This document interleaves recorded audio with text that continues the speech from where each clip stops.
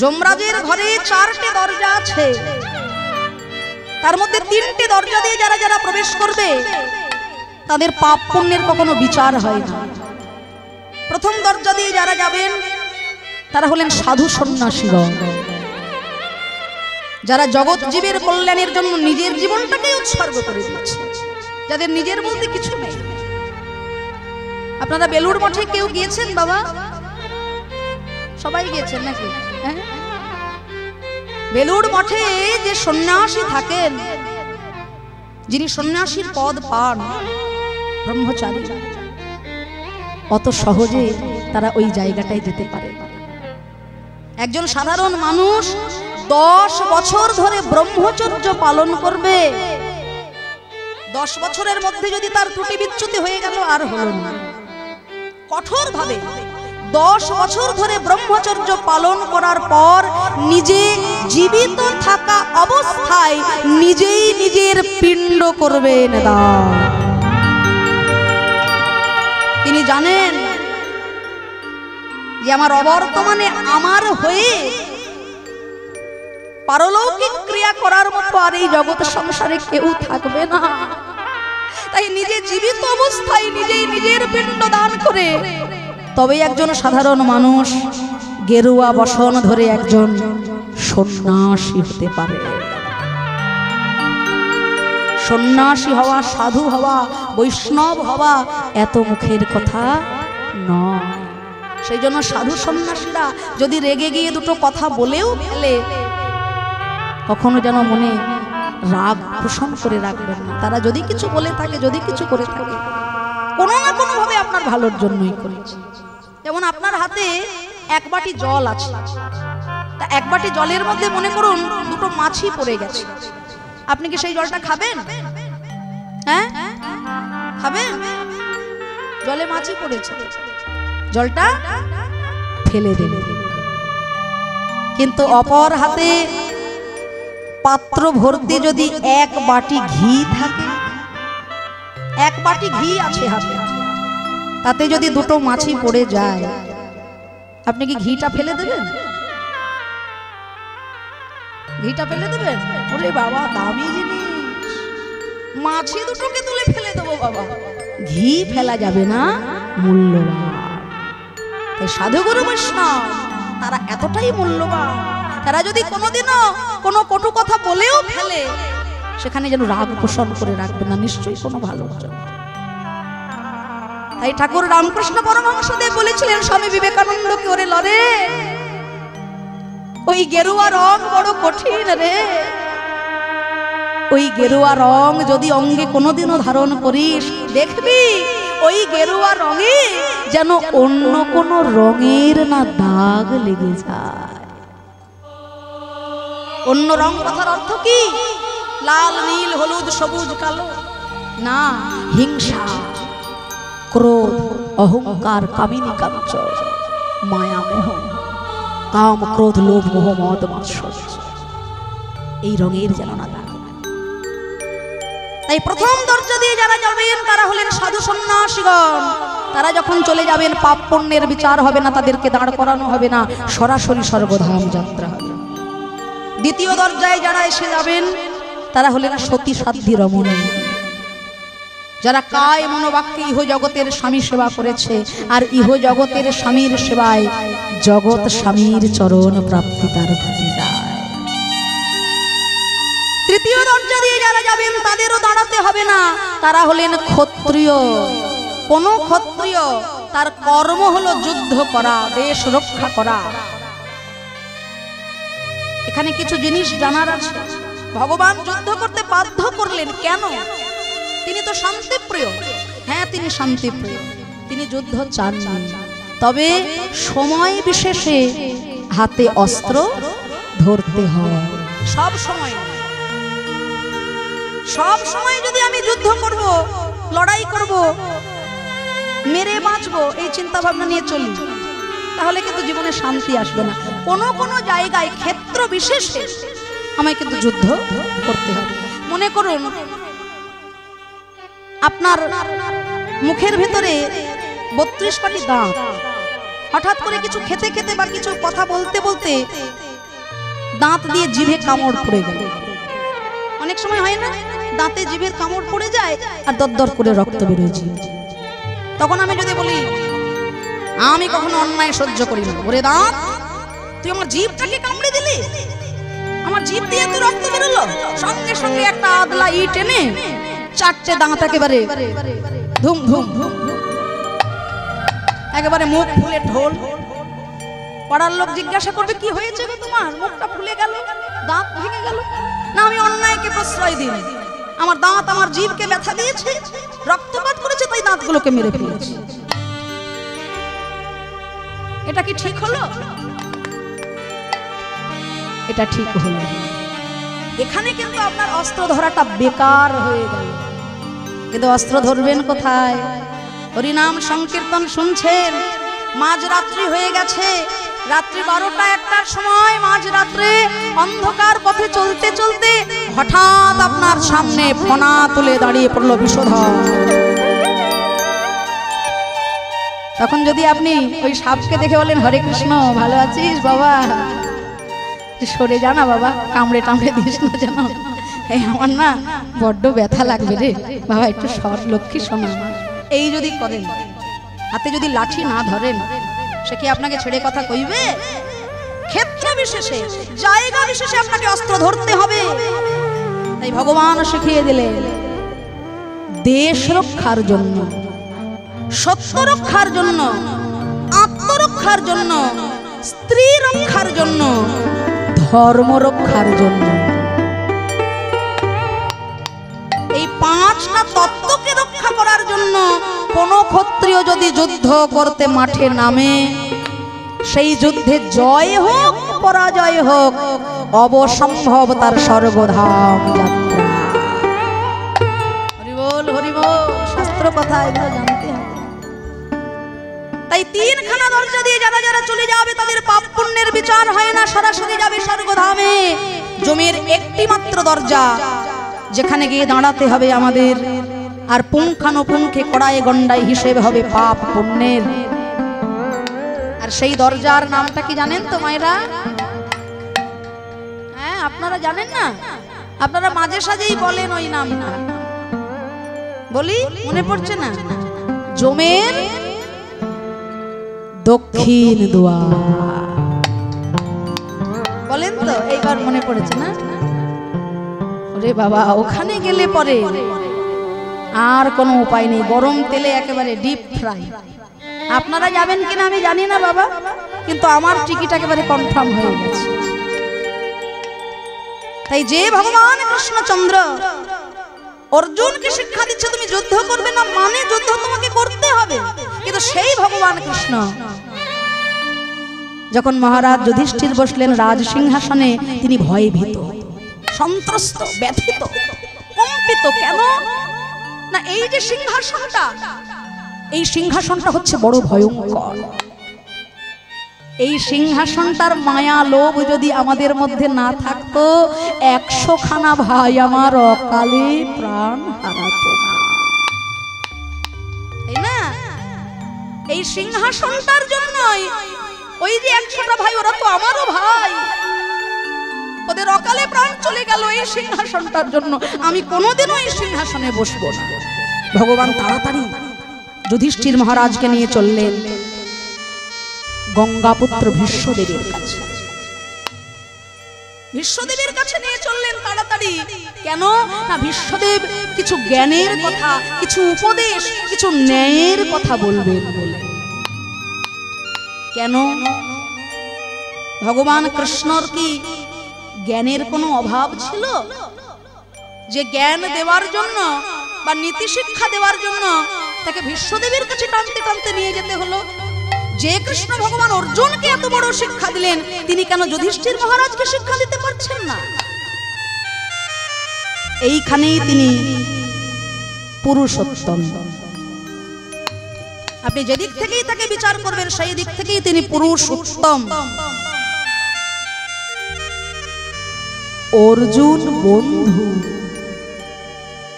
আমাদের সনাতন শাস্ত্রে বন্ধুকে উপদেশ দেওয়া যায়, কিন্তু যুধিষ্ঠির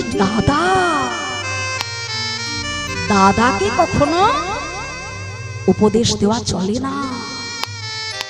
তাই তো, এটা সনাতন শিক্ষা। এখান থেকে আমাদের শিক্ষা নিতে হবে। তাই অর্জুন হচ্ছে বন্ধু, তাকে শিক্ষা দেওয়া যায়, তাকে উপদেশ দেওয়া যায়, তাকে জ্ঞান দেওয়া যায়। কিন্তু যুধিষ্ঠির মহারাজ দাদাকে কখনো ভাই হয়ে উপদেশ দেওয়া যায় না। তাড়াতাড়ি নিয়ে চললেন ভীষ্মদেবের কাছে। ভীষ্মদেব নীতি উপদেশ দিলেন, তবে যুধিষ্ঠির মহারাজ বসলেন সিংহাসনে। এবার ভগবান বললেন, ভীষ্মা, এতদিন তোমাদের এত কষ্ট ছিল, যন্ত্রণা ছিল, বেদনা ছিল, সত্যের পথ অনুসরণ করেছিলে বলে আমি কিন্তু সঙ্গ ছাড়া হই। কিন্তু আজকে তো তোমাদের সুখের দিন, তোমাদের তো কিছুর অভাব নেই। এবার আমাকে বিদায় দাও পিসিমা, এবার আমি যাই। কুন্তী দেবী চমকে উঠলেন। কৃষ্ণ যখন কোনো জায়গায় যায়, পিসিমা আমি আসি এইটুকু বলে যায়, আবার এসে দেখা দেয়। কিন্তু আজকে কৃষ্ণ আমায় বলছে, পিসিমা আমি যাই।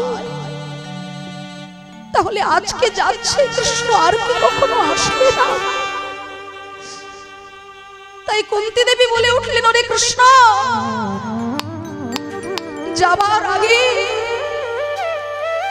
আমি যদি তোর কাছে কিছু চাই, আমায় কি তুই দিতে পারবি বাবা? পিসিমা, তুমি চাইবে আর আমি দিতে পারবো না? বলো তুমি কি চাও কৃষ্ণ? ওরে কৃষ্ণ, যাবার আগে আমি আমার এই আঁচলটা তোর দিকে বাড়িয়ে দিলাম বাবা। আমার এই আঁচল ভরে তুই আমাকে যত পারিস দুঃখ দিয়ে যা। পিসিমা, এ তুমি কেমন কথা বললে গো? সে দেখো এই জগৎ চরাচর, রাজা, জমিদার, ভিখারি, ফকির সকলে আমার মন্দিরে এসে মাথা ঠুকছে কেবলমাত্র একটু সুখের বাসনা। আর সেই সুখময় গোবিন্দকে সামনে পেয়ে তুমি দুঃখ চেয়ে নিলে পিসিমা, চাওয়া তো সঠিক হলো না। কৃষ্ণ, জীবনে দুঃখ থাকলে কৃষ্ণ যদি সঙ্গের সঙ্গী হয়,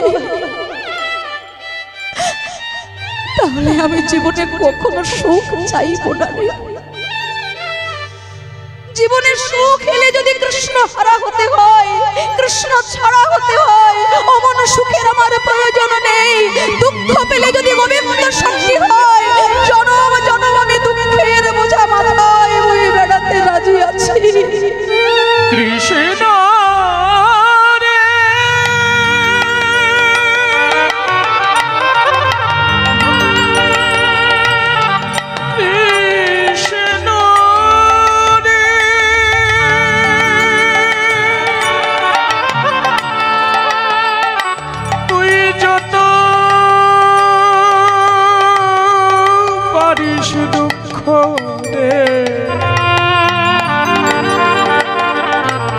কৃষ্ণ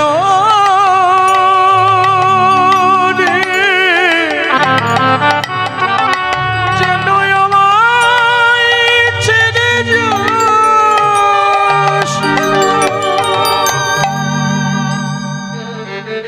তাই এরা যদি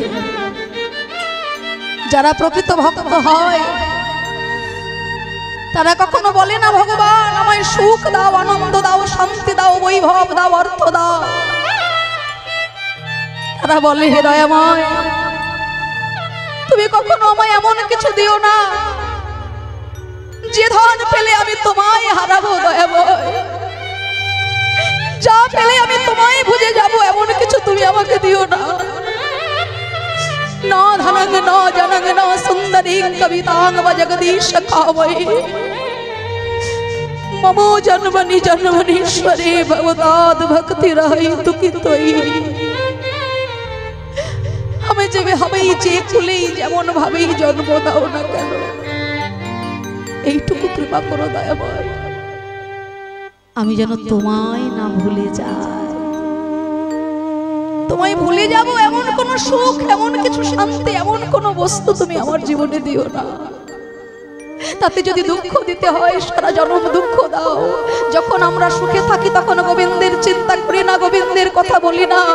তাই ভক্ত বলে দয়াময় তুমি যত পারো আমাকে দুঃখ দাও, যে দুঃখ পেলে আমি সদা সর্বদা গোবিন্দ তোমার হলাম বলে কাঁদতে পারবো।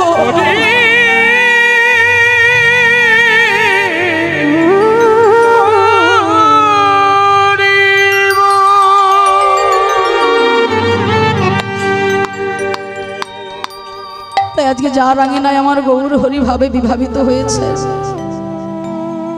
সেই মহাভক্ত হলেন শ্রীবাস পণ্ডিত। তারও জীবনে দুঃখের অবকাশ নাই। তার একমাত্র পুত্র, একমাত্র সন্তানের একদিন মৃত্যু হয়েছিল।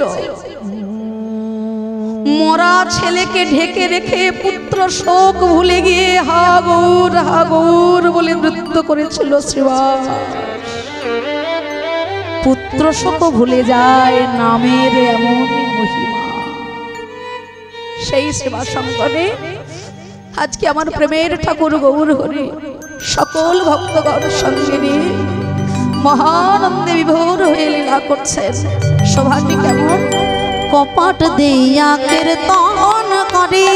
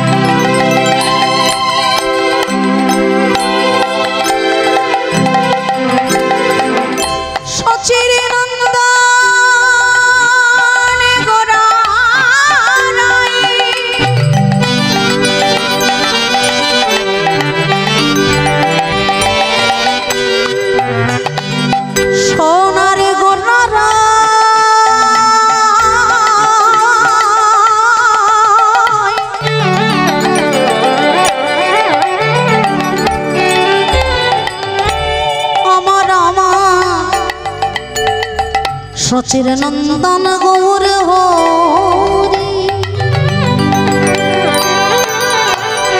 কপাট দিয়া কীর্তন করে গৌর আমার পরময়া বেশে কপাট দিয়া কীর্তন করে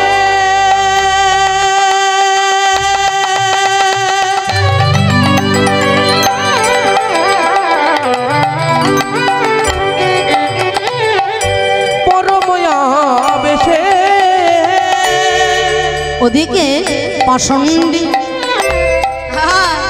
ওগো পাষণ্ডী দেখিয়া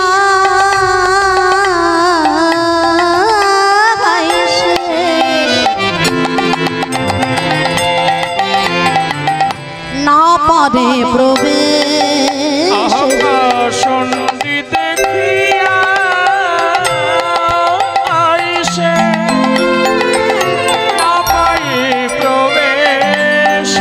চিনলো না রে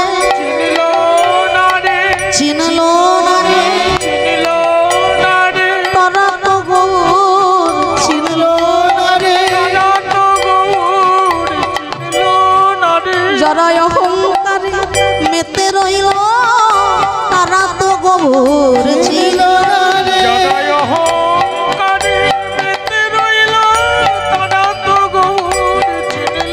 হবে যারা অহংকারে মেতে রইল শুধু আমার করে হরি বল হরি বল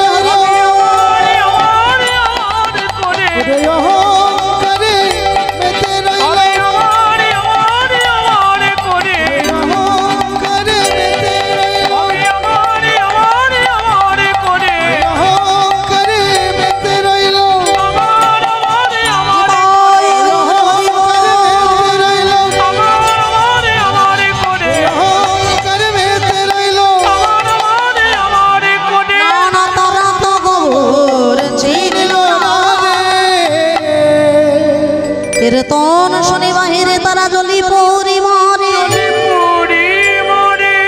আর স্ত্রী মাসের দুঃখ দিতে নানা যুক্তি করে। শ্রীবাস অঙ্গনের বাইরে হরি বিমুখী জল, গৌর বিমুখী জল। যারা আমার গৌরকে ভালোবাসে না, যারা আমার গৌরকে আপন সম্পদ জ্ঞানে পুজো করতে জানে না, নবদ্বীপে জন্ম হলো বলে কি সবাই আমার গৌরকে ভালোবাসলো? হ্যাঁ, সুকৃতি না থাকলে তাকে চেনা যায় না, জানা যায় না। তাকে জানতে গেলে, তাকে চিনতে গেলে কিছু সুকৃতির প্রয়োজন হয়। সুকৃতি যদি না থাকে বাবা, ভগবান সামনে দাঁড়িয়ে থাকলেও তাকে চেনা যাবে না। শিশুপালন তো ভগবানকে সামনে থেকে দেখেছে, চিনতে কি পেরেছিল? শিশুপাল গোবিন্দকে ভালোবাসে না, কৃষ্ণকে ভালোবাসে না, কিন্তু তার মা জানে। তাই কৃষ্ণকে ডেকে বলেছিল, রে কৃষ্ণ, তুই আমায় ছুঁয়ে কথা দে বাবা। আমার শিশুপাল যদি শত অপরাধ করে, তুই আমায় ছুঁয়ে কথা দে, আমার ছেলেকে তুই কিছু বলবি না। ভগবান কথা দিলেন, পিসিমা আমি কথা দিলাম, তোমার শিশুপাল শত অপরাধ করলেও আমি কিছু বলবো না, কিন্তু আমার কাছে আইন যেমন আছে, আইনের একটা ফাঁকও আছে। কেন জানো? প্রতি যুগে যুগে আমার আগমনের যে হেতু, যে কারণ, তিনটি কারণ। পরিত্রাণায় সাধূনাং বিনাশায় চ দুষ্কৃতং ধর্ম সংস্থাপনার্থায় সম্ভবামি যুগে। তিনটি কারণ ভগবানের নেমে আসা। পরিত্রাণায় সাধূনাং, সাধুদেরকে পরিত্রাণ করার জন্য। দ্বিতীয়, বিনাশায় চ দুষ্কৃতং, দুষ্কৃতিকে বিনাশ করার জন্য।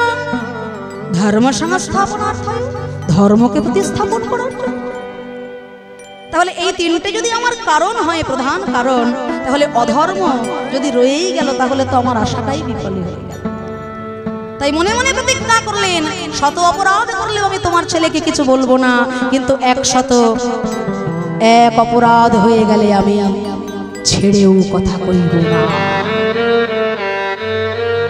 সভা মধ্যে যখন শিশুপাল একটার পর একটা অন্যায় অপদস্থ করে যাচ্ছে, শ্রী গোবিন্দ 100 অপরাধ পর্যন্ত মুখ বুজে সহ্য করলেন। সবাই ভগবান যেহেতু প্রতিজ্ঞাবদ্ধ, সহ্য করে যাচ্ছে। যেই না 101 অপরাধ হয়ে গেল, ভগবান সুদর্শন চক্রকে ডাকলেন, হে সুদর্শন, এই মুহূর্তে অবতীর্ণ হও, আমি আর সইতে পারছি না। সুদর্শন চক্রের স্পর্শে শিশুপাল তো হত্যা হয়ে গেল, কিন্তু সেই সভা মধ্যে ঘটে গেল একটা আশ্চর্য ঘটনা। যিনি বিপদ ভঞ্জন মধুসূদন, যাকে বিপদ ভয় দেখলে ভয়ে পালিয়ে যায়, সেই বিপদ ভঞ্জন মধুসূদনেরই আজকে একটা বিপদ হয়ে গেল বাবা। সুদর্শন চক্রের স্পর্শে ভগবান শ্রীকৃষ্ণের আঙুলটা কেটে গিয়ে রক্ত ঝরছে। এবার সেই সভা মধ্যে যারা যারা উপস্থিত,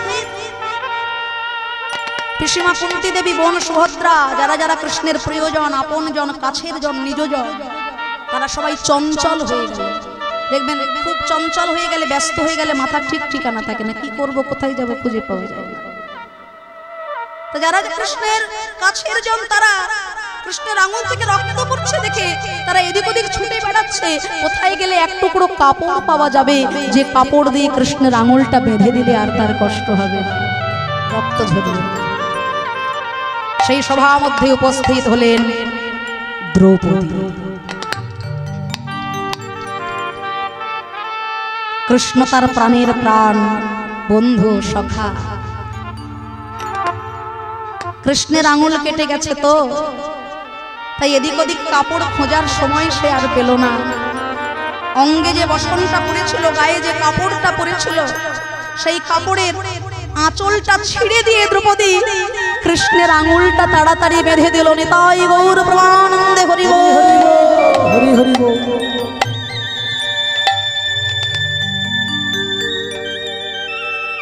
ভগবান কৃষ্ণচন্দ্র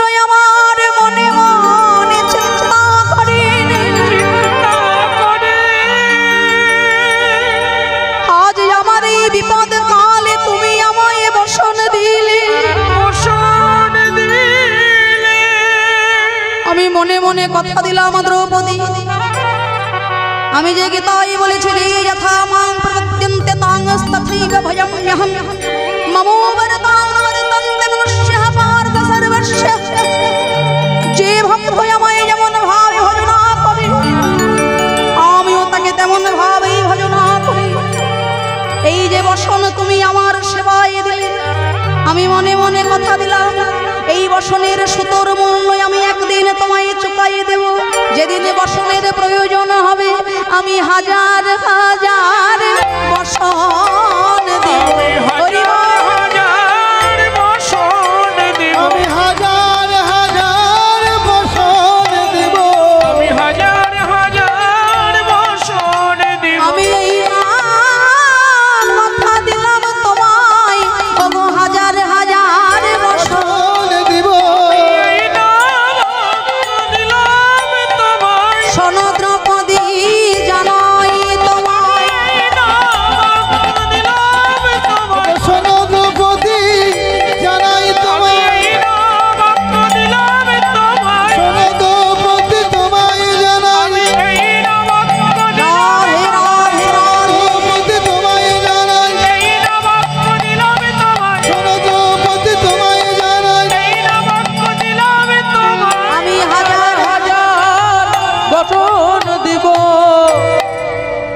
তাই দ্রৌপদী এক টুকরো বসন দিয়েছিল গোবিন্দ সেবায়, তার বিপদকালে হাজার হাজার বসন দিয়ে গোবিন্দ তার সম্মান রক্ষা করলে। যিনি ব্রজগোপীদের বসন চুরি করতে পারেন তিনি প্রয়োজনে তার পাঞ্চালীকে হাজার হাজার বসন যোগানো দিতে পারেন। তার নাম ভগবান শ্রীকৃষ্ণ। তাই ভক্তমণ্ডলী ভক্তিমতী মায়েরা, তার জন্য যদি আপনি একটু কিছু দেন তিনি বিনিময়ে তার সবটুকু উজাড় করে আপনার কাছে নেমে আসবে। সংসারে যাদের জন্য সবটুকু বিলিয়ে দিচ্ছেন একদিন তারাই আপনার দিকে আঙুল তুলে বলবে আমার জন্য তুমি করেছোটা কি? হ্যাঁ, ওইটুকু না করলেও আমি বড় হতে পারতাম। আর যার জন্য দুফোঁটা নয়নের জল ফেললে তিনি তোমার নিজজন হয়ে তোমার কাছে নেমে আসবে, তার জন্য কিছু করার বাসনাই জাগে। এই যে আজকে আপনারা কৃষ্ণ সেবা করছেন, হরি কথা আস্বাদন করতে এসেছেন বা করবেন, আপনাদের এই কৃষ্ণ সেবা, গোবিন্দ সেবা, গৌর সেবা, হরি সেবা, এই সময়টা কিন্তু বিফলে যাবে না, ভাববেন না। সিরিয়ালের সময় শুরু হয়ে গেছে, সিরিয়ালটা শুরু হয়ে গেল, আজকের দিনটাই বেকার। সামনের সপ্তাহে আর ওই এপিসোডটা দেখতে পাবো কিনা সন্দেহ আছে। কি যে এলাম মোরা কান্না শুনতে শুনতে, প্রিয় সিরিয়ালটা শেষ। এইটুকু সময় যে গোবিন্দের জন্য দিচ্ছেন এই সময়টা বিফলে যাবে না বাবা। শেষের দিনে ওই টিভির কচকচানি কিন্তু সঙ্গে যাবে না।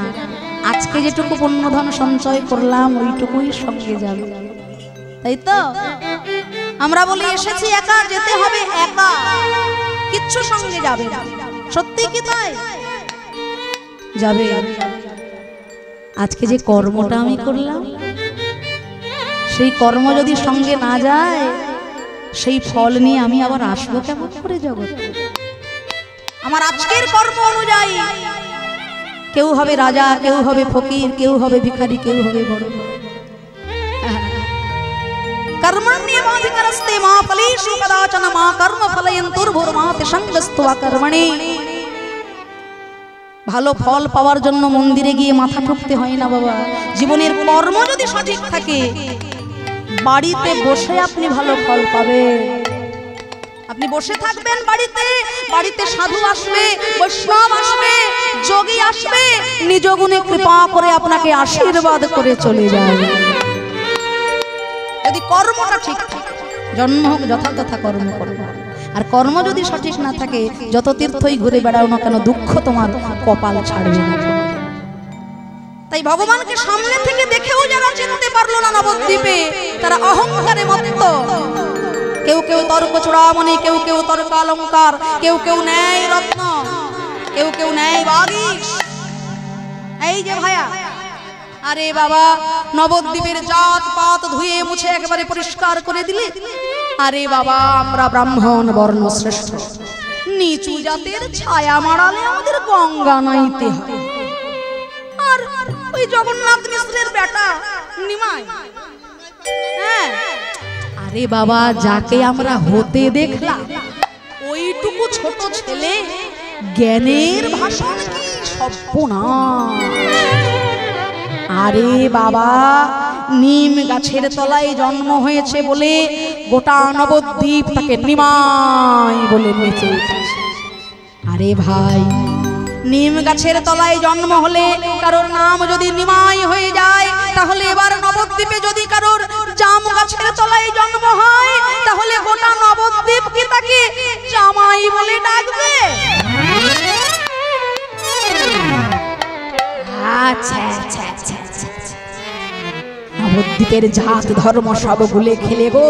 আরে বাবা, বলে কিনা ব্রাহ্মণে চণ্ডালে একসঙ্গে জড়াজড়ি করে হরি বল বললেই নাকি মুক্তি। এ কি সম্ভব? হ্যাঁ বলো দেখি। আমরা বর্ণ শ্রেষ্ঠ, আমরা ব্রাহ্মণ, নিচু জাতের ছায়া মারালে আমাদের গঙ্গা নাইতে হয়। আর জগন্নাথ মিশ্রের বেটা নিমাই ব্রাহ্মণ হয়ে বলে কি না, মুচি হয়ে শুচি হয় যদি কৃষ্ণ ভজে, যদি কৃষ্ণ ভজে, ব্রাহ্মণ হয়েও চণ্ডাল হয় যদি কৃষ্ণ তেজে, ব্রাহ্মণ হয়ে চণ্ডাল হয় যদি কৃষ্ণ তেজে, ব্রাহ্মণ হয়ে চণ্ডাল হয় যদি কৃষ্ণ তেজে। গোড়া ব্রাহ্মণের বাস নবদ্বীপে যখন, তখনকার দিনে দাঁড়িয়ে এত বড় একটা ঘোষণা করতে হলে যে বুকের পাটার প্রয়োজন হয়, চৈতন্য মহাপ্রভু বলেই তা সম্ভব ছিল। তখন ব্রাহ্মণদের যা গোড়ামি, তখনকার দিনে দাঁড়িয়ে মহাপ্রভু নিজের মুখের কথা, এটা আমার মুখের কথা নয়, মুচি হয়ে শুচি হয় যদি কৃষ্ণ ভজে, মুচি হয়েও শুচি হয় যদি কৃষ্ণ ভজনা করা যায়। আর আমার মতো ব্রাহ্মণ হয়েও চণ্ডাল হব যদি কৃষ্ণ ভজন আমার সঠিক না থাকে। আমি ব্রাহ্মণ। এই যে তুমি কি মুচি, দূরে যা, দূরে যা, সর। আমি ব্রাহ্মণ, সবাই আমাকে প্রণাম করে, শ্রদ্ধা করে, আমি বর্ণ শ্রেষ্ঠ। লোকে আমাকে দেখলেই পায়ে হাত দিয়ে প্রণাম করে, কেন জানো? আমি ব্রাহ্মণ। ভগবানের প্রণাম মন্ত্রটা একবার বলে দেখুন। ভগবান কাকে শীর্ষ আসনে রেখেছে তাকে একবার প্রণাম করে দেখুন। আমার দিকে তাকিয়ে কি হবে? আমি ব্রাহ্মণ। নমো ব্রহ্মণ্য দেবায় গো ব্রাহ্মণ হিতায় জগদ্ধিতায় কৃষ্ণায় গোবিন্দায়। আপনারা রেগে যাচ্ছেন কেন? একটু শুনুন, শেষ পর্যন্ত শুনুন। ভগবানের প্রণাম মন্ত্রেই জানতে পারবেন ভগবান দুইজনকে শীর্ষ আসনে রেখেছেন, গরু এবং ব্রাহ্মণ। গোমাতা, যাকে আমরা মাতৃজ্ঞানে পুজো করব। কেন? গোমাতা এমনই একজন দেবী, একমাত্র গরুর দুগ্ধ দ্বারা যে ঘৃত উৎপন্ন হবে সেই ঘৃত দিয়েই যজ্ঞ কার্য সম্পূর্ণ হবে। তাই তো বাবা, গরুর দুগ্ধ ছাড়া অন্য কোন রকম ঘৃত দিয়ে কিন্তু যজ্ঞ কার্য সম্পূর্ণ হবে। জগৎকে শান্তিময় করতে গেলে দেবতাগণ সন্তুষ্ট থাকবে, জগৎ শান্তি থাকবে যজ্ঞের দ্বারা, কিন্তু সেই যজ্ঞ করতে গেলে একমাত্র গোমাতার দুগ্ধ দ্বারা ঘৃত প্রয়োজন। তাই গরু এবং ব্রাহ্মণ ভগবান সর্বশ্রেষ্ঠ আসনে রেখেছেন। তবে হ্যাঁ, এখানে একটা কথা আছে যেটা এখনো বলা হয়নি। আমি ব্রাহ্মণ, লোকে আমাকে প্রণাম করে, লোকে আমাকে শ্রদ্ধা করে, দেখলেই মাথাটা নিচু করে, আমি বর্ণ শ্রেষ্ঠ। অথচ দিনের শেষে আমি মদ খেয়ে নর্দমার ধারে উল্টে পড়ে আছি।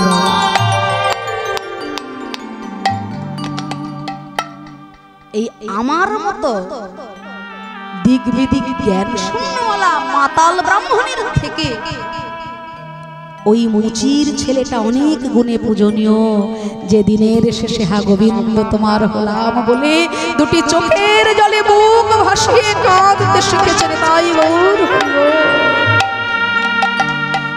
এটা শাস্ত্র বলছে। আপনাদের এখানে নিশ্চয়ই অনেক ব্রাহ্মণ আছেন নাকি গো?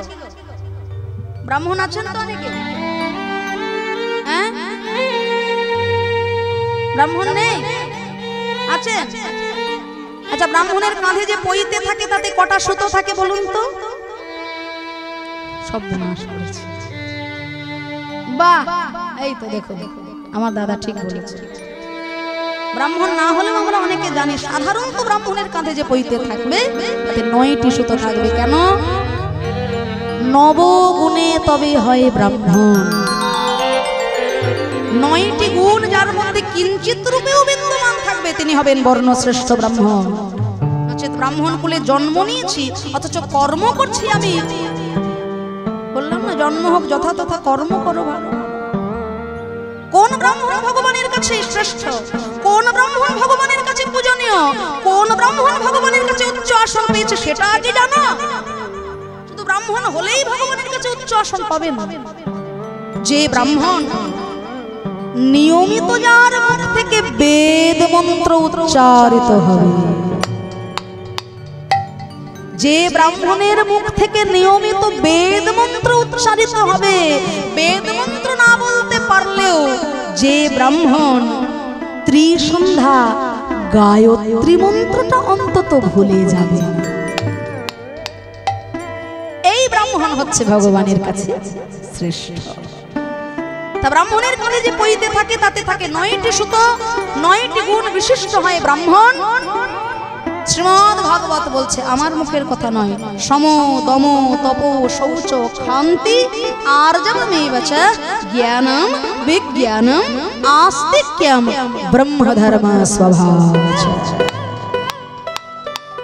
সম অন্তরিন্দ্রিয়কে সংযম, দম বহিরিন্দ্রিয়কে সংযম, তপ তপস্যা, ক্ষান্তি ক্ষমা করা, আর্জবমেব চ সরলতা, জ্ঞানম শাস্ত্র জ্ঞান, বিজ্ঞানম শাস্ত্রের অতীত জ্ঞান, আস্তিক্যম বিশ্বাস রাখা। এই 9টি গুণ যে ব্রাহ্মণের মধ্যে কিঞ্চিত কিঞ্চিত রূপেও বিরাজিত তিনি হবেন বর্ণশ্রেষ্ঠ। তাই নবদ্বীপের গোড়া ব্রাহ্মণ সমাজ তাদের সহ্য হলো না যে মুচির ছেলে শ্রেষ্ঠ হবে যদি হরি বলে কাঁদতে পারে, আচণ্ডালেও প্রেম দিতে হবে। ব্রাহ্মণ হয়ে মুচির ছেলেকে, মেথরের ছেলেকে জড়িয়ে ধরে কৃষ্ণ বলে কাঁদলেই মুক্তি হয়ে যাবে। এত বড় কথা সহ্য করা যায় না। সব থেকে বড় কথা, ওইটুকু ছোট্ট ছেলে নিমাই যাকে হতে দেখলাম আমরা, রাতের অন্ধকারে শ্রীবাস অঙ্গনে দরজা বন্ধ করে কীর্তন। ও তো কীর্তন নয়, ভূতের কীর্তন। আরে বাবা, সেই কবে প্রথম স্ত্রীকে কাঁদিয়ে কাঁদিয়ে একেবারে মেরেই ফেলল। লক্ষ্মীপ্রিয়া যখন মহাপ্রভু বাংলাদেশে পাড়ি দিলেন বিরহরূপী সংসারের দংশনে, লক্ষ্মীপ্রিয়া কেঁদে কেঁদে প্রাণ বিসর্জন দিয়ে দিল। একজন স্ত্রীকে কেঁদে কেঁদে মেরে ফেললো, কাঁদিয়ে মারলো। দ্বিতীয় স্ত্রীকে ঘরে রেখে শ্রীবাস অঙ্গনে সারা রাত দরজা বন্ধ করে কেমন কীর্তন।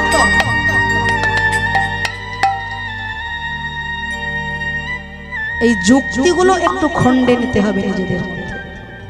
কেন ব্যাপারটা এমন হলো? প্রথম কথা, সহধর্মিনী যদি সহমর্মিনী না হয় কখনো ভজনের পথ সফল হবে না। বিষ্ণুপ্রিয়া দেবী যদি চৈতন্য মহাপ্রভুকে না সঙ্গ দিতেন তাহলে কিন্তু মহাপ্রভু কোনোদিনও চৈতন্য মহাপ্রভু হতে পারতেন না। তাই তো যখন শেষবারের মতো দর্শন হবে মায়ের সঙ্গে, সচিমা বলেছিল, বৌমা তুমিও চলো একবার শেষবারের মতো আমার ছেলেটাকে দেখতে। নিতাই চাঁদ বলেছিল, যে নিমাই এখন সন্ন্যাসী, সে বলেছে মাতৃমুখ ছাড়া অন্য কোনো নারীর মুখ দর্শন হবে না। বিষ্ণুপ্রিয়া দেবীর হাত থেকে পড়ে গেল তার সাজানো ফুলের ডালা, যা সাজিয়েছিল চৈতন্য মহাপ্রভুর চরণে অর্ঘ্য দেবে বলে। শুধু একটি কথাই বলেছিলেন, মা তুমি যাও, ভালো করে একবার দেখে এসো। জীবন থাকিতে দেখিব না তারে সন্ন্যাসী যদি তিনি, তাহার ধ্যানে কুটির পানে আজ হতে আমিও সন্ন্যাসিনী। নিতাই গৌর প্রমাণ করিব।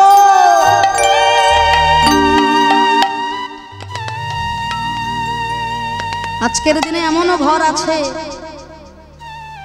স্বামী নিরামিষ ভক্ষণ করে, মনে এসেছে বৈরাগ্য, আমিষ খেতে ইচ্ছা যায় না, কিন্তু স্ত্রী বলে তুমি খাবে না তাতে আমার কি এলো গেল, তুমি খাবে না তোমার ধর্ম, আমি খাবো আমার ধর্ম।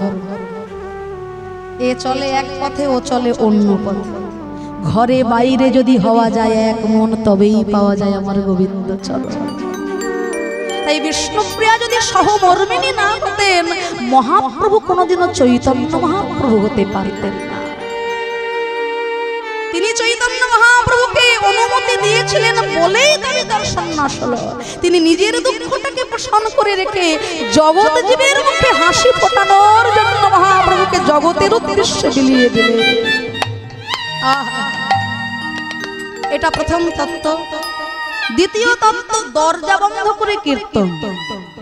যারা হরি বিমুখী তারা চিন্তা করবে, হ্যাঁ ঠিক বলেছে, দরজা বন্ধ করে আবার কিসের কীর্তন? হ্যাঁ, দুই প্রকারের কীর্তন করতেন চৈতন্য মহাপ্রভু নবদ্বীপে। বহিরঙ্গ ভক্ত শোনে নাম সংকীর্তন, অন্তরঙ্গ ভক্ত শোনে রস আস্বাদন। যারা বহিরঙ্গ ভক্ত তাদের সঙ্গে কেবলমাত্র নাম সংকীর্তন।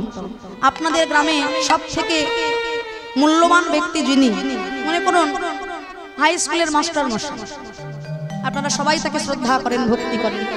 সেই মাস্টার মশাই যাকে আপনারা সবাই শ্রদ্ধা করেন, ভর দুপুর বেলা তিনি একজন পুরুষ মানুষ হয়েও মেয়ে ছেলেদের শাড়ি পরে মাথায় ঘোমটা দিয়ে যদি নাচতে নাচতে পথে হেঁটে যায়, আপনারা কি ভাববেন? মানুষটা অনেক পড়াশোনা শিখেছে, অনেক জ্ঞানী মানুষ, গুণী মানুষ, কিন্তু হয়তো মাথাটা খারাপ হয়ে গেছে। নাহলে পুরুষ হয়ে কখনো মহিলাদের শাড়ি পরে নাচতে নাচতে রাস্তায় বেরোয়? চৈতন্য মহাপ্রভু কি জানেন? শাস্ত্র বলছে রাধা পূর্ণ শক্তি, কৃষ্ণ পূর্ণ শক্তিমান, দুই বস্তু ভেদ নাহি শাস্ত্র প্রমাণ। রাধা কৃষ্ণ একাত্মা, দুই দেহ ধরি অনন্য বিলাসে রস আস্বাদন করি। সেই দুই এবে আমার চৈতন্য গোসাই, লীলা রস আস্বাদিতে প্রভু হইলেন। যেহেতু চৈতন্য মহাপ্রভু রাধা এবং কৃষ্ণ দুজনেরই মিলিত,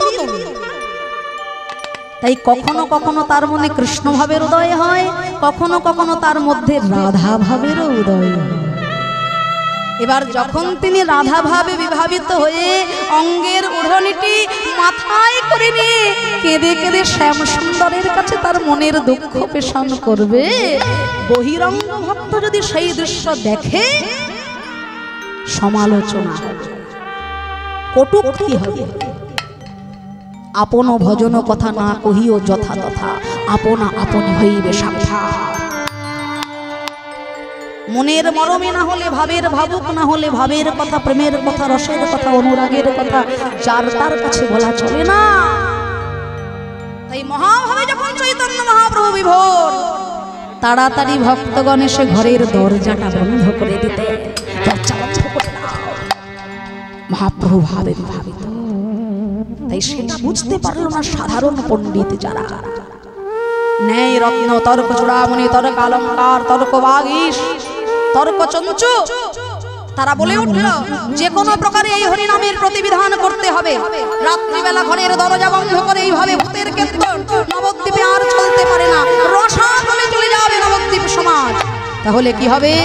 আনন্দিত মনে তারা করিল গমন, চাপালের ভবনেতে আসি দিল দর্শন, আসি দিল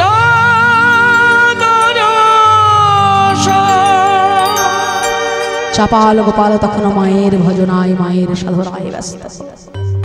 রক্ত জবার সঙ্গে রক্ত চন্দন মায়ের দুটি চরণ তলে ছিটিয়ে দিয়েছে। আহা, আমার মা তিনি হলেন মাতৃভক্ত চাপাল গোপাল। আসুন মায়ের একটি গান আমরা আস্বাদন করব, সকলে মিলে আমাদের সঙ্গে একটু করতালি দিয়ে প্রাণ ভরে গাইব। এখানে যারা যারা উপস্থিত আছি, কেউ কেউ কৃষ্ণ ভক্ত, কেউ কেউ কালী ভক্ত, কেউ কেউ শিব ভক্ত, তাই তো? কিন্তু সব থেকে বড় কথা মনে রাখতে হবে, যে পথেই আমরা হাঁটি না কেন গন্তব্যস্থল আমার একটা, তাই তো?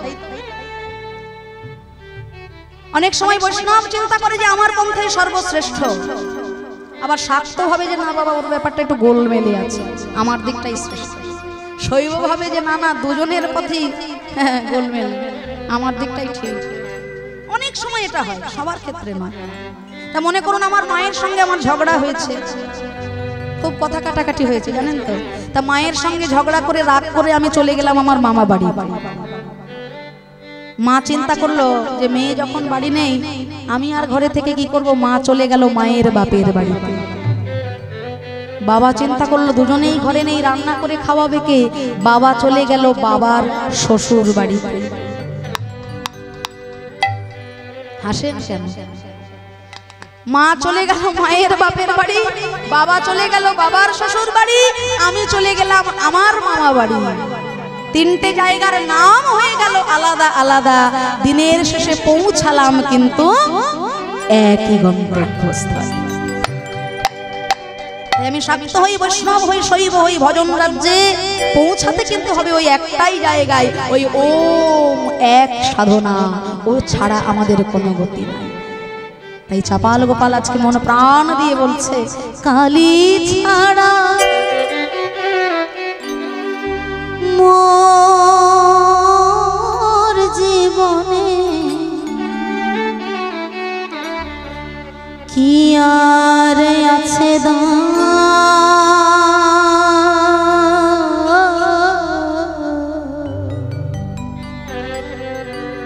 কালী কালী না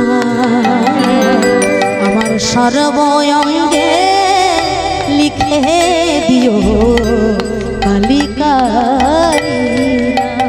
হাতে তালি দিই সবাই। ছাড়া মোর জীবনে, কালী ছাড়া মোর জীবনে কি আর আছে না,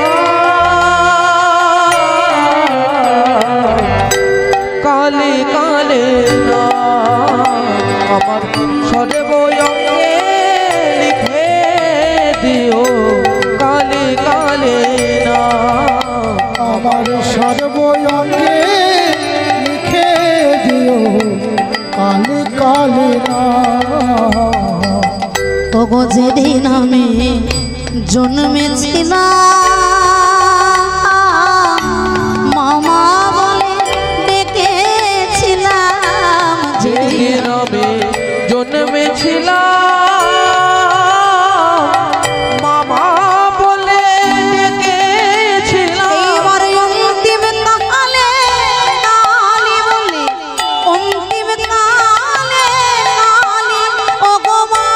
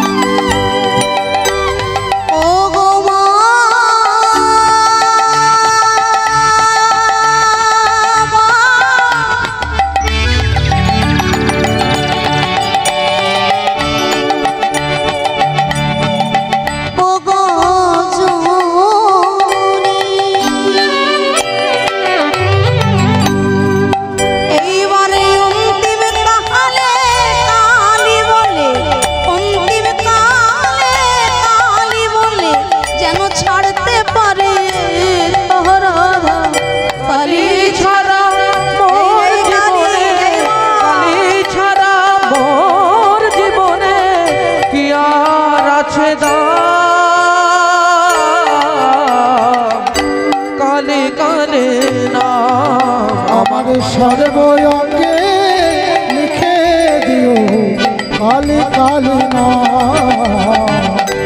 সর্বঙ্গে লিখে দিও কালে কালে না আমার সর্বঙ্গে লিখে দিও কালে কালে না। জয় হোক পণ্ডিত মহাশয়ের জয় হোক জয় হোক। কে মায়ের মন্দিরের সামনে আমার জয়ধ্বনি? কে আপনারা? আমাদের চিনতে পারলেন না? আমি হলাম তর্ক চূড়ামণি, আমি তর্কালঙ্কার, আমি হলাম ন্যায় রত্ন। আসুন আসুন ব্রাহ্মণগণ, বলুন কি সেবা করতে পারি? চাপাল, নবদ্বীপে বাস করো অথচ নবদ্বীপের খবর রাখো না দেখছি। তুমি কি জানো রাতের অন্ধকারে নিমাই পণ্ডিত কি শুরু করেছে, কি আরম্ভ করেছে? ওই নাটের গুরু শ্রীবাস, ওই শ্রীবাসের অঙ্গনে রাত্রিবেলা দরজা বন্ধ করে করছে হরি কীর্তন। আমাদের নবদ্বীপ কত উচ্চ শিক্ষায় শিক্ষিত, সারা বাংলার মানুষ আসে নবদ্বীপ থেকে শিক্ষা গ্রহণ করতে। নবদ্বীপের যদি এরকম অনাচার হয়, অবিচার হয়, কি শিখবে সারা বাংলা? কি করতে বলেন আপনারা আমাকে? প্রতিবাদ, প্রতিবিধান, যেন তেন প্রকারে ওই রাত্রি বেলায় শিবাসঙ্গনের ভিতরে হরি কীর্তন বন্ধ করতেই হবে। আরে বাবা, কীর্তন করবে করুক, সবার সামনে করুক, সবার জন্য করুক, রাত্রিবেলা দরজা বন্ধ করে হরিনামের কি দরকার? বেশ, আপনারা বললেন, আমিও শুনলাম। আজই রাত্রে আমি যাব শ্রীবাসঙ্গনে, যদি দেখতে পাই সেখানে দরজা বন্ধ করে হরি সংকীর্তন হচ্ছে। সত্যি তো, দরজা বন্ধ করে কেন হরিনাম হবে? আজ রাত্রেই আমি যাব শ্রীবাসঙ্গনে, যদি দেখতে পাই তবে আজ রাত্রের মধ্যেই হবে প্রতিবিধান। তাই শ্রীবাসঙ্গনের দিকে ছুটে চলেছে চাপাল গোপাল, মদ্যভাণ্ড, পাঁঠার মাথা, রক্তচন্দন, সদ্যচ্ছিন্ন পাঁঠার মাথা ইত্যাদি ইত্যাদি নিয়ে ছুটে চলেছে। একদিন বিপ্র নাম গোপাল চাপাল, পাষণ্ডী প্রধান সেই দুর্মুখ বাচাল, মদ্যভাণ্ড সেদুরাদি রাখি দারি মনের আনন্দিতে হো গেল নিজ ঘরে।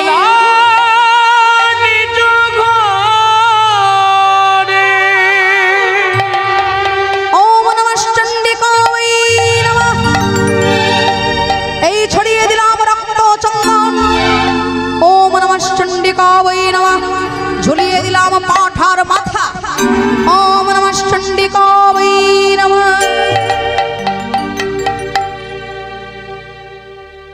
গোটা নবদ্বীপবাসী ভোরবেলা উঠে দেখতে পাবে শ্রীবাস যদি বৈষ্ণব হবে, শ্রীবাস যদি ভক্ত হবে, তাহলে তার ঘরের দুয়ারে কেন মদ, মাংস, জবার মালা, রক্তে কেন বেদিটা ভরে গেল? গোটা নবদ্বীপ জানতে পারবে, গোটা নবদ্বীপবাসী চোখের সামনে প্রমাণ পাবে।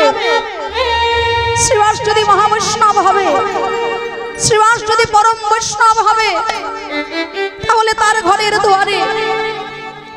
দুয়ারে কেন মদ, কেন মাংস, কেন জীব হত্যা? উপযুক্ত শাস্তি পাবে, উপযুক্ত শাস্তি পাবে। আজকের পর থেকে জন্মের মতো বন্ধ হয়ে যাবে শ্রীবাসঙ্গনে হরি কীর্তন। চাপাল গোপাল জানে না, ভাবলো কেউ দেখলো না, ভাবলো কেউ দেখলো না, কেউ বুঝলো না, কিন্তু সে জানে না একজন আছে যিনি সব দেখতে পাচ্ছে। আমি কোথায় কখন কি করছি, যিনি সব কিছু হিসেবে রেখেছে। তার চোখে কাউকে ফাঁকি দেওয়া যায় না। সেই অন্তর্যামী গৌরহরির বুক কেঁপে উঠল। মহাপ্রভু অন্তর্যামী গৌরহরি বুঝতে পারলেন যে তার ভক্ত শ্রীবাসের দুয়ারে আজকে কি হয়েছে।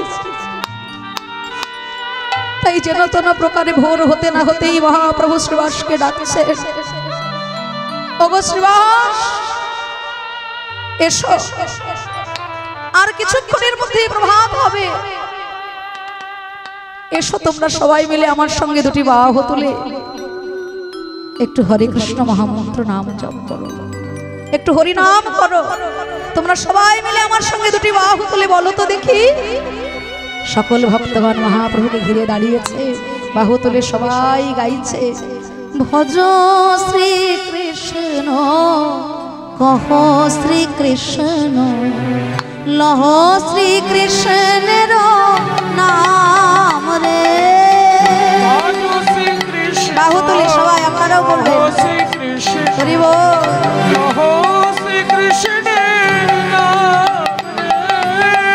ভজ শ্রী কৃষ্ণ কহ শ্রী কৃষ্ণ লহ শ্রী কৃষ্ণের নাম রে। যে জানা শ্রীকৃষ্ণ সে হয় আমার প্রাণ রে।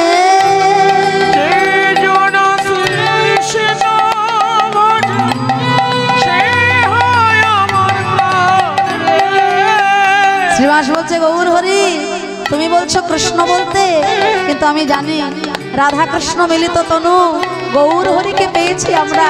তাই আমরা যদি কৃষ্ণ বলি একজনকে ডাকা হয়, আর আমরা যদি গৌর বলি তাহলে রাধা কৃষ্ণ দুজনকে আমার একসঙ্গে ডাকা হয়ে যাবে।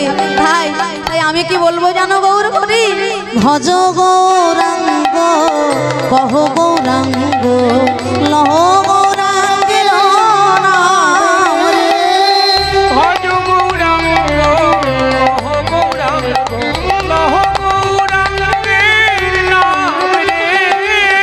আমি একবার বলবো আপনারা একবার বলবেন, কই সবাই হাত তুলুন তো দেখি। বাহ, এই তো বলি হারি, একটু জোরে বলবেন সবাই। হ্যাঁ, আমি আবার কানে একটু কম শুনি, জোরে। ভজ গৌরাঙ্গ কহ গৌরাঙ্গ লহ গৌরাঙ্গের নাম রে। বাহ, সবাই যে জানা গৌরাঙ্গ ভজে সে হয় আমার প্রাণ রে। বাহু তুলে সবাই, বাহ, বলি হারি হারি। ওগো দিন গেলে হা গৌরাঙ্গ জীবনে একবার রে।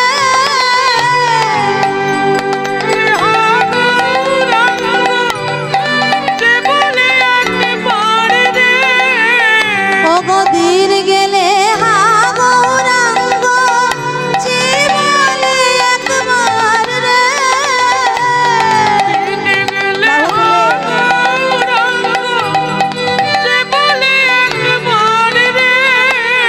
সে জনাই আমার হয়, আমি হই তার রে। সবাই একসঙ্গে, বাহ, হরি বাবা। তোমরা ভজ গৌরাঙ্গ কহ গৌরাঙ্গ লহ গৌরাঙ্গের নাম রে।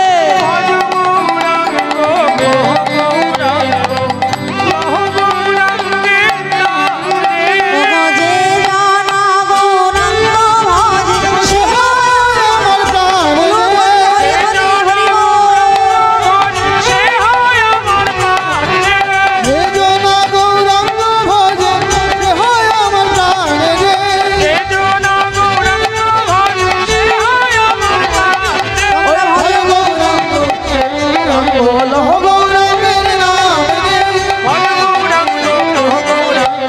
লহ গৌরাঙ্গের নাম রে। শ্রীবাস ধীরে ধীরে প্রভাত হবে, তুমি খুলে দাও, তুমি খুলে দাও ঘরের দরজা। আমায় যে নগর সংকীর্তনে বেরোতে হবে, তার আগে আমি যাব মায়ের কাছে। মায়ের অনুমতি নিয়ে আমি আবার নাম সংকীর্তনে বেরোবো। তুমি ধীরে ধীরে দরজা খুলে দাও। প্রভু আমি এক্ষুনি যাচ্ছি, আমি এক্ষুনি যাচ্ছি দরজা খুলতে। প্রভাত সময়ে সচির আঙিনায় গৌর চাঁদ নাচিয়া বেড়াইব।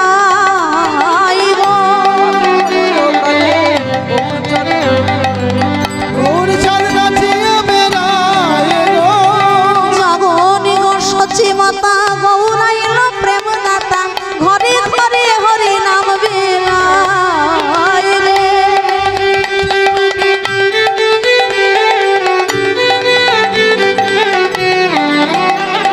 প্রভাত সময়ে সচির আঙিনা মাঝে গৌর চাঁদ নাচিয়া বেড়াইলে।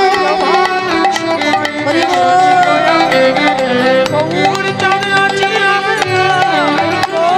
সুন্দর চরণে সোনার নূপুর রনু ঝন রনু ঝন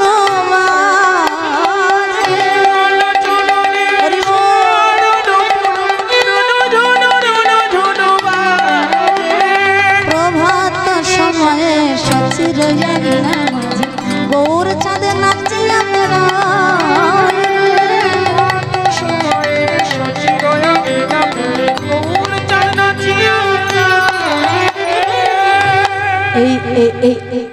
এই খুলে দিলাম প্রভু হে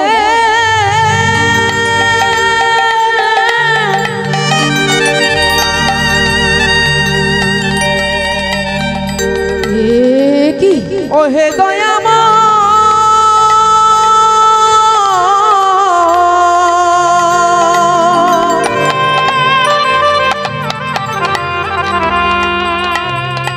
ও হে দয়াল হরি,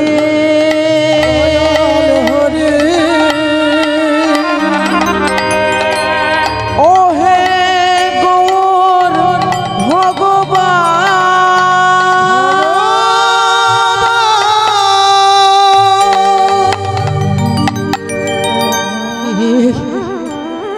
আমি কি দেখছি? আমার ঘরের দরজার সামনে মদ, মাংস, জীব হত্যা, রক্ত। আমি সারা রাত ধরে করিনি হরিনাম, নিত্য রাত্রে করি আমি ভবানী পূজন। আমার মহিমা দেখো ব্রাহ্মণ সহ্য। হরি হরি বল। আমি কি হরিনাম করি নাই? নবদ্বীপে যার আঙিনায় প্রেমের ঠাকুর গৌর হরি নৃত্য করে, তার ঘরের সামনে জীব হত্যা, রক্তে ছড়াছড়ি। নবদ্বীপে কি এখনো কোনো পাষণ্ডী উদ্ধার হতে বাকি আছে? যে হরি নামের গুণে মলয় চাঁদ কাজী উদ্ধার হয়ে গেল, যে হরি নামের গুণে জগাই মাথায়ের মতো মাতা, যারা সারা দিনে 80 হাড়ি মদ খেত, সেই জগাই মাথা এখন হরি নামে পাগল হয়ে সারা দিনে 2 লক্ষ বার হরি নাম করে। নবদ্বীপে গঙ্গার ঘাটে বসে থাকে, যদি কোনো সাধুগুরু বৈষ্ণব আসে, কোদাল দিয়ে গঙ্গার ঘাটের কাদাগুলো সরিয়ে দেয়, যাতে তাদের স্নান করতে কোনো কষ্ট না হয়। কে আছো? কে আছো সেই পাষণ্ডী যে আমার ঘরে এসে রক্ত, চন্দন, মদ, জভার মালা, জীব হত্যা করে আমাকে জানিয়ে দিয়ে গেলে? ওগো শ্রীবাস, নবদ্বীপের সকল পতিত উদ্ধার হয়ে গেল, কিন্তু নবদ্বীপে এখনো একজন পাষণ্ড উদ্ধার হতে বাকি রয়ে গেল। যার আঙিনায় প্রেমের ঠাকুর পতিত পাবন গৌর হরি লীলা করে, তার আঙিনার সামনে এসে জানিয়ে দিয়ে গেল, গো শ্রীবাস, তুমি তোমার পতিত পাবনকে বলো নবদ্বীপে এখনো যে একজন পাষণ্ড উদ্ধার হতে বাকি রয়ে গেল, সে যেন নিজ গুণে কৃপা করে আমাকে উদ্ধার করে দেয়। যে করেছ এমন কাজ, তার যেন আমার গৌর চরণে মতি হয়, তাই গৌর হরি হরি বল। তার যেন আমার গৌর চরণে শুদ্ধ ভক্তি হয়। এই হলো বৈষ্ণব। বৈষ্ণব হওয়া এত মুখের কথা নয় বাবা। আমরা আসরে উঠি, গলায় তুলসীর মালা পরি, দাদার সঙ্গে তিলক পরি, মাথায় শিখা রাখি, আপনারা ভাবেন আমরা মহা বৈষ্ণব, পরম বৈষ্ণব। বাবার বয়সী, দাদুর বয়সী মানুষগুলো এসে সাষ্টাঙ্গে পা দুটো জড়িয়ে ধরে প্রণাম করছেন। আমাদেরকে প্রণাম করে আপনাদের কি পুণ্য হচ্ছে না হচ্ছে আমি জানি না, কিন্তু আমাদের মতো মানুষকে প্রণাম করে আপনারা যে পুণ্য করুন বা না করুন, আমরা কিন্তু মহা পাপের বোঝা মাথায় নিয়ে বাড়ি চলে যাচ্ছি। আমরা কীর্তনিয়া, গুছিয়ে দুটো কথা বলি, দুটো গান করি, একটু নাচি, তার মানে যেন ভাববেন না আপনারা যে আমরা মহা বৈষ্ণব। বৈষ্ণব বলে আমাদেরকে প্রণাম করতে আসলে ভুল হয়ে যাবে। বৈষ্ণবীয় আচরণ আমাদের নেই। হ্যাঁ, এখনো আছে কীর্তন জগতে এমন কিছু কীর্তনিয়া যার মধ্যে বৈষ্ণবীয় আচরণ আছে, কিন্তু আমার মধ্যে নয়। আমি সংসারী মানুষ, লোভ লালসা বাসনা আমার মধ্যে আছে। কীর্তনের আসরটা শেষ হয়ে যাবে, দেখবেন তাড়াতাড়ি ছুটে বেড়াবো। আমার জুতোটা কোথায় রে, শর্ত দেখি, আগে খুঁজে বেড়াবো। জুতোটা যদি হারিয়ে যায়, সঙ্গে সঙ্গে চেষ্টা করব অন্য কারোর জুতো নিয়ে তাড়াতাড়ি যাতে যাওয়া যায়। সে নিজে চুরি করে পালিয়েছে, আমিও ছেড়ে কথা কইব না, আমিও চোর সাব্যস্ত। বৈষ্ণব হওয়া এত মুখের কথা নয়। বৈষ্ণব হইতে মনে ছিল বড় সাধ, কিন্তু ওই ত্রিনাদপি শ্লোকেতে আমি পড়ে গেলাম।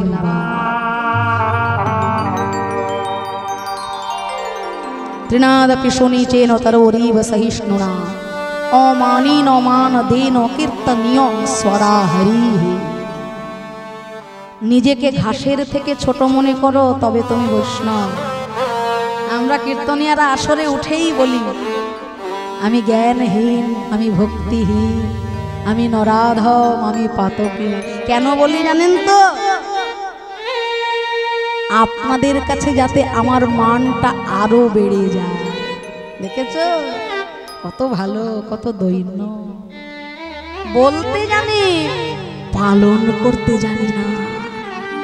এটা বলি আমার মানটাকে আরো বাড়ানোর জন্য, কমানোর জন্য। আমি আমার কথা বলছি, অন্য কারোর কথা বলছি। বৈষ্ণব হওয়ার প্রধান লক্ষণ তৃণাদপি শনিচেন, ঘাসের থেকেও নিজেকে ছোট মনে করে। ঘাসকে পদদলিত করলে সে কিছু বলেই না, উল্টে কোমলতা দান করে। আর যদি সহ্য ক্ষমতা শিখতে হয়, চলে যাও গাছের কাছে। বৈষ্ণব হতে গেলে সহ্য ক্ষমতাটা ভীষণ প্রয়োজন। আমাদের কিন্তু সহ্য ক্ষমতা নেই। কীর্তনের আসরে আসার আগেই আমরা বলবো, সব থেকে ভালো ঘরটা, গ্রামের সব থেকে ভালো বাড়িটা, গরমকালে ওই এসিওয়ালা যে বাড়িটা আছে না, ওই বাড়িটা আমার জন্য রাখবেন। সব থেকে ভালো জায়গাটা আমি পাবো। আমি বৈষ্ণব নই, আমি কীর্তন করি। যদি সহ্য ক্ষমতা শিখতে হয় বৈষ্ণবের মতো, চলে যাও গাছের কাছে। বৃক্ষ যেমন কাটিলে হোক কিছু না বলয়, শুকায়া মইলে হো তবু জল না মাগয়। যে যারে চাই তারে দেয় আপন ধন, ঘর্ম বৃষ্টি সহে আন রে করয় রক্ষণ। উত্তম হইয়া বৈষ্ণব হবে নিরভিমান, জীবে সম্মান দেবে জানি কৃষ্ণ অধীষ্ঠান।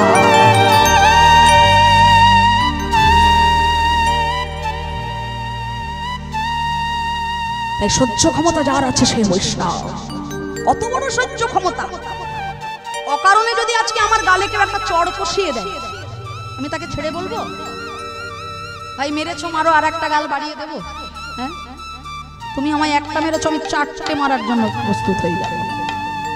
কিন্তু শ্রীবাস পণ্ডিত বললেন, যে পাষণ্ডী এমন কাজ করেছে, আমার দয়াময় গৌর হরি যেন অবিলম্বে তাকে করুণা করে উদ্ধার করে। এই হলো বৈষ্ণব, একে বলে বৈষ্ণব। তাহলে তরুরেব সহিষ্ণুনা অমানি না, নিজের মান সম্মান নিয়ে বেশি মাথা ঘামিও না বাবা। আমি কি ছিনু আর কি হনু, এই নিয়ে যদি বেশি মাথা ঘামাও তাহলে বৈষ্ণব হবে না। অমানি না, বরঞ্চ মান দে না, মান দিতে শেখো। মান দিলে মান পাওয়া যায়। নিজে যারে বড় বলে, হ্যাঁ, লোকে যারে বড় বলে সেই বড় হয়। তাহলে অমানি না, মান দে না, কীর্তনীয় স্বরাহরি, কীর্তন কর হরি। শ্রীবাস পণ্ডিত বুঝতে পারলো নবদ্বীপে সব পাষণ্ড উদ্ধার হয়ে গেলেও এখনো এক পাষণ্ড উদ্ধার হতে বাকি রয়ে গেছে। তাই আজকে আমার ঘরের সামনে এসে জানিয়ে গেল, অবিলম্বে যেন আমার চৈতন্য মহাপ্রভু ওই পাষণ্ডীকে করুণা করে। কিন্তু বৈষ্ণবের চরণে অপরাধ এত তো মুখের কথা নয়। বৈষ্ণবের চরণে অপরাধ করলে তার তো এত সহজে মুক্তি হয় না।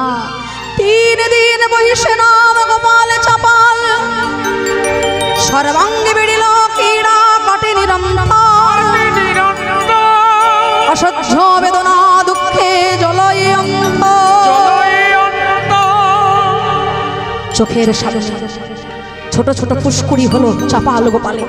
সর্বাঙ্গ ফুসকুড়িতে ভরে গেল, ফুসকুড়িগুলো পেকে ফেটে পুজ রক্তে ভরে গেল সারাটা শরীর।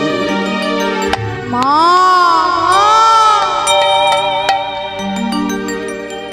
আজ তোর পুজো করতে গিয়ে আমার সারা শরীরে এত জ্বালা, এত যন্ত্রণা কেন হচ্ছে? মা, দেখা দে। আজ আমি তোকে প্রাণ ভরে ডাকবো মা। আর আজকের এই ডাক যদি তোর কানে না পৌঁছায়, তবে এই ডাক হবে আমার জীবনের শেষ ডাক, শেষ ডাক, শেষ ডাক। শরণাগত দীনার্ত परित्रायण परायणे सर्वशारति हरे देवी नारायणी नमस्ते।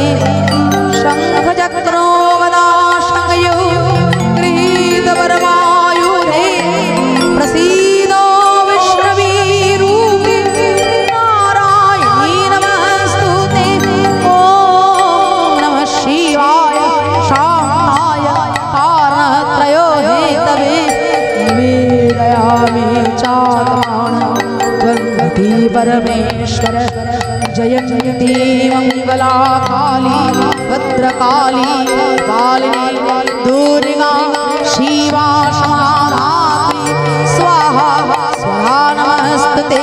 या देवी सर्वभूतेषु विष्णुमाये स्तवलिका नमस्तस्यै नमस्तस्यै नमस्तस्यै नमो नमः। या देवी सर्वभूतेषु चेतनित्या विनीयते नमस्तस्यै नमस्तस्यै नमस्तस्यै नमो नमः। या देवी सर्वभूतेषु दयारूपेण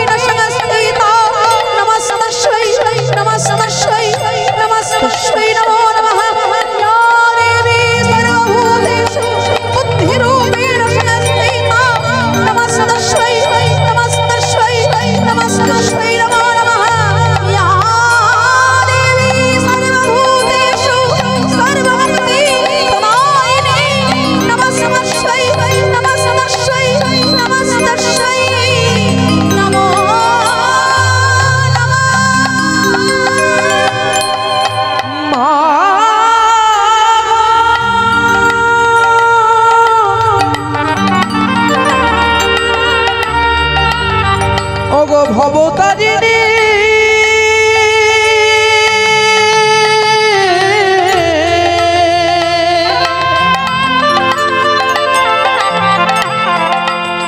দেখা না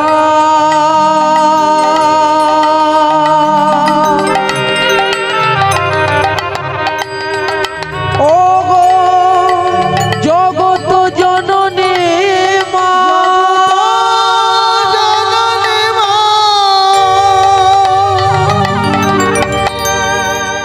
देवी प्रपन्नार्ते हरे प्रसीद आविर्भूताहुलेन महादेवी जगत जननी कत्तायनी महामाया रूपे दिके दिके हलो आलोक शिखा प्रज्वलित धरनीर बहिराकाशे भक्तेर कण्ठे बेजे उठल मंगल ध्वनि शंख ध्वनि उलूध्वनि जय ध्वनि कलरव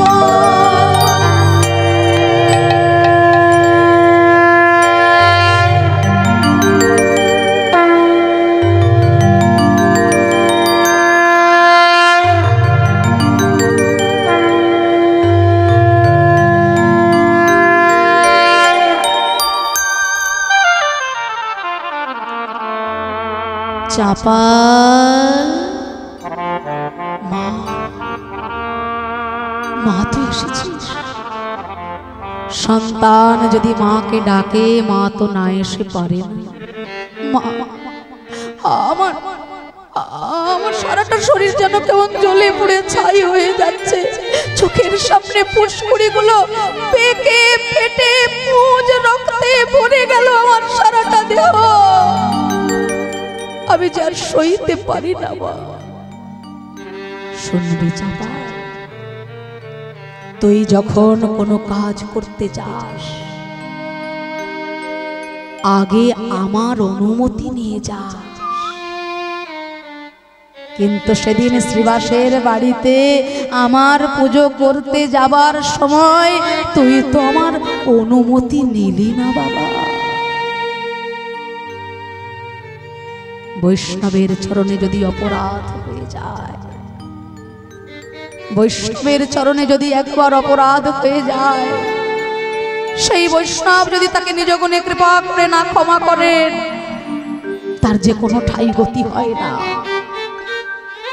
চলে যা শ্রীবাস পণ্ডিতের চরণ ধর তিনি যদি তোকে কৃপা করেন মুক্তি লাভ হবে মুক্তি লাভ হবে মুক্তি লাভ চাপাল গোপাল মনে মনে চিন্তা করলো হ্যাঁ সামান্য শ্রীবাসের পায়ে ধরতে হবে আমায় এখনো অহংকার গেল অহংকারের মঞ্চে বসে থাকলে তো বৈষ্ণব কৃপা পাওয়া যাবে না যদি করতে হয় নাম তাহলে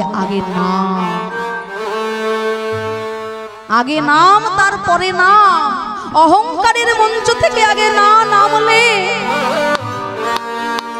সেই নামীকে তো পাওয়া যায় না তাই অহংকারে অহংকারী হয়ে চাপাল গোপাল চিন্তা করলো যদি আমার প্রাণও চলে যায় তবু সামান্য শ্রীবাসের হাতে পায়ে আমি ধরতে পারবো না তাতে যত কষ্টই হোক যত ব্যথাই হোক কিন্তু আমি যা নড়তেও পারছি না নিস্তারিণী নিস্তারিণী গো আজ আমার এই দুঃখের দিনে তুমি কোথায় রইলে নিস্তারিণী তুমি যে আমার অর্ধাঙ্গিনী তুমি যে আমার সহধর্মিনী তুমি যে আমার সহমর্মিনী নিস্তারিণী এসে বলে স্বামী গো এই জগতে যারা লোকের ক্ষতির চিন্তা করে অজান্তে তাদের ক্ষতিটাই আগে হয়ে যায় আমি তোমার অর্ধাঙ্গিনী জীবনে যদি তুমি কোনোদিনও কোনো পুণ্য অর্জন করে থাকো আমি ঘরে বসে সেই পুণ্যের অর্ধেকটা ভাগ পেয়ে গেছি কিন্তু তোমার পাপের ভাগ আমি কখনো পাবো না। নিস্তারিণী রাখলো গোয়াল ঘরে, সেখানে গিয়ে চাপাল গোপাল জল তৃষ্ণায় হলো কাতর। আমার বুকটা যে ফেটে যায়, আমার গলাটা যে শুকিয়ে যায়, নিস্তারিণী আমায় একটু জল দাও। নিস্তারিণী নারকেলের মালায় জল ধরল, আর সেই নারকেলের মালা মাটিতে পড়ে গেল, জল খাওয়া হলো না। ক্ষুধায় তৃষ্ণায় যন্ত্রণায় চাপাল গোপাল হলো অচৈতন্য। নিস্তারিণী মনে মনে চিন্তা করলো, অল্পে লেটা চুকে গেছে, কালুয়ার হাড়িয়াকে ডেকে এনে সব কিছু পরিষ্কার করে দিল। নবদ্বীপের ডোম কালুয়া আর হাড়িয়া অচৈতন্য চাপালকে মৃত ভেবে তুলে নিল কাঁধে, মুখে বলছে বলো হরি বলো হরি বলো হরি বলো হরি হরি বল। বলতে বলতে যেই না এনেছে শ্মশান ঘাটে, এসে দেখে তান্ত্রিক চাপাল বাবা গঙ্গার তীরে বৃক্ষতলে রহিত বসিয়া একদিন বলে কিছু প্রভু রে হেরিয়া। নিতাই গৌর কৃপা করলেন না, দূরে সরিয়ে দিলেন। কেন কৃপা করবে? বৈষ্ণবের চরণে যদি অপরাধ হয়ে যায়, সেই বৈষ্ণব যদি না ক্ষমা করে, আমি তার মুখ দর্শন করি না। পতিত পাবনী গঙ্গা দেবীর করুণায় চলে গেলেন কাশী বিশ্বনাথ ধামে। শিব ঠাকুরও অনুমতি দিলেন, চলে যা নবদ্বীপে। পরম বৈষ্ণব শ্রীবাস না ক্ষমা করলে আমি কেন, ব্রহ্মা বিষ্ণু শিব কেউ কখনো ক্ষমা করবে। এতদিন পর হলো তার প্রথম অনুশোচনা। সৎসঙ্গে স্বর্গবাস। মহাবৈষ্ণব শিবের দর্শন পেয়ে তার মনের অহংকার দূরে চলে গেল। নবদ্বীপে ফিরে এলেন, সন্ন্যাস গ্রহণ করে মহাপ্রভু এলেন কুলিয়া গ্রামে। আর সেখানে সেই শ্রীবাস পণ্ডিতের সঙ্গে চাপাল গোপালের মহামিলন হলো। সবাই মহাপ্রভুর চরণ পেল। চাপাল গোপাল মনে মনে চিন্তা করলো, শ্রীবাস পণ্ডিতের চরণ জড়িয়ে না ধরলে আমার মুক্তি হবে না। তবে বিপ্র লইল আশীষ শ্রীবাস শরণ, আর তার কৃপায় হইল সকল পাপ বিমোচন। এলেন নিস্তারিণী। মহাপ্রভু বললেন, নিস্তারিণী আর চাপাল গোপাল দুইজন একসঙ্গে যুগল হয়ে যুগল ভজনা করো। তাই চাপাল গোপাল আজ হতে হলো বৈষ্ণব। দেবকী নন্দন দাস নাম ধরে শুরু করলেন বৈষ্ণবের বন্দনা। বৃন্দাবনবাসী আমার গৌর হরির ভক্ত, বৃন্দাবনবাসী আমার গৌর হরির ভক্ত, বৃন্দাবনবাসী আমার গৌর হরির ভক্ত, সবার চরণ বন্দী হইয়া অনুরক্ত, সবার চরণ বন্দী হইয়া অনুরক্ত। নবদ্বীপবাসী আমার গৌর হরির গণ, নবদ্বীপবাসী আমার গৌর হরির গণ, আমি ভূমিতে পড়িয়া বন্দী সবার চরণ, ভূমিতে পড়িয়া বন্দী সবার চরণ। মনের বাসনা পূর্ণ অচিরাতে হয়, মনের বাসনা পূর্ণ অচিরাতে হয়। দেবকী নন্দন দাস এই লোভে কয়, দেবকী নন্দন দাস এই লোভে হরি গায়। বল হরি বল হরি বল হরি বল হরি বল হরি বল হরি বল হরি বল হরি বল হরি বল হরি বল হরি বল হরি শ্রী গুরু বৈষ্ণব প্রেমানন্দে নিতাই গৌর হরি বল, নিতাই গৌর হরি বল, নিতাই গৌর সীতানাথ প্রেমানন্দে হরি হরি বল। হরি বল। জয় জয় রাধে রাধে শ্যাম।